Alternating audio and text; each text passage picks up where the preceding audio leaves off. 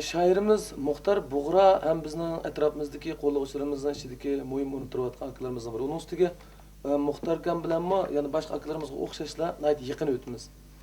Mening esimda qilishicha Muhtar akamning bir nechta tekstini naqsh qilib aytganman. Buning ichida erkim, muallim degandek tekstlar bor. Xalqqa nihoyat yaqishliq, xalqning ko'nglidan chiqqan tekstlar bo'lib chiqdi. Bugün keçilikte hem Muhtar akamning biz Ateş Sevdası namidagi tekstini Abdusalom Abdusopur ağam bilan diqqatingizga sunmoqchimiz.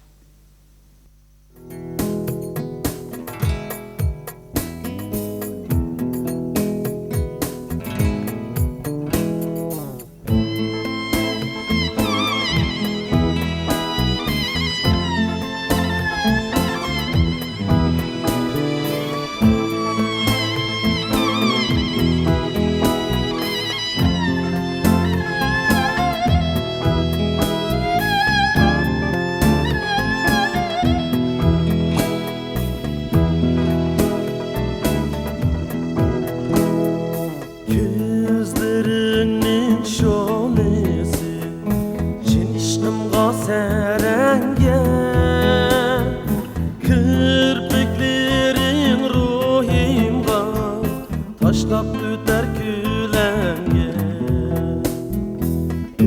Unırda küzümün kızırmen şelperdek, Yalpınıda küzümün avlını men xencer. Aşkınımda küzümni pervanısı men bulay, Şumğınımda küzümni divanısı men bulay. Ben üzem men semende, ben üzem men semende, Gözüm ateş dünyası. Üçmedim ben üçmeymen, Üçmedim ben üçmeymen, Buldum ateş sevdası, Buldum ateş sevdası.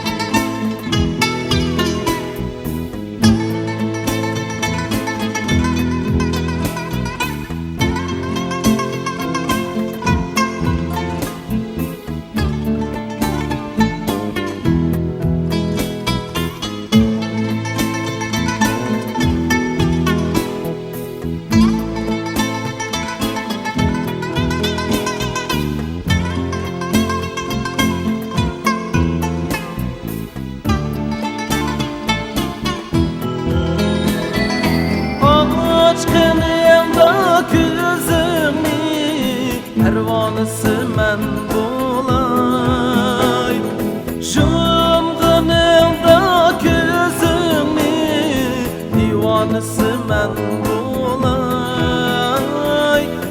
Ben üzem men semende, ben üzem men semende, Gözüm ateş dünyası.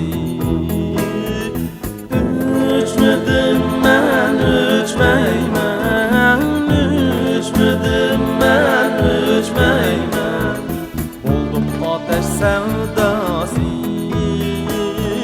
Buldum ateş sevdası.